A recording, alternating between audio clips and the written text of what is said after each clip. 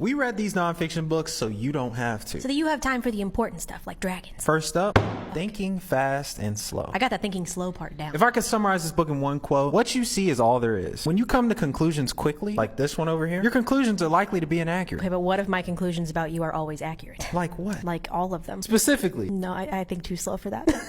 Tuesdays with Maury taught me two things. One, always have Kleenex nearby. Don't you always? You blow your nose an inordinate amount of times. Are you good? Maybe you should take some notes. Number two, I will say in the form of a quote. Once you learn how to die, you learn how to live. Didn't match my quote, but it was good. You're right, it surpassed it. Next, Jason. Sapiens. This book had me thinking, what is actually real? Is money real? Are laws real? Are nations real? I vote that money is not real because I will spend it either way. All three are examples of things that we choose to believe in because it suits us. It benefits us all. My favorite quote, large numbers of strangers can cooperate by believing in common myths. I'm just processing that. Fast or slow?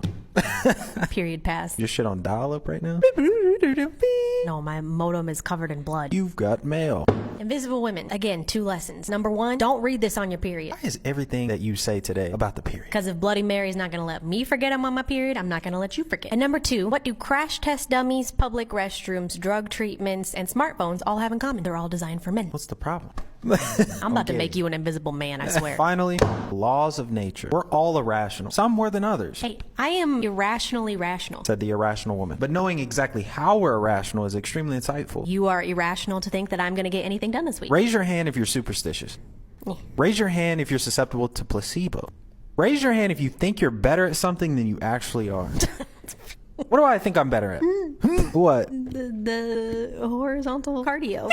Let me tell you something. My stroke game is impeccable. Said every guy whose stroke game was not impeccable.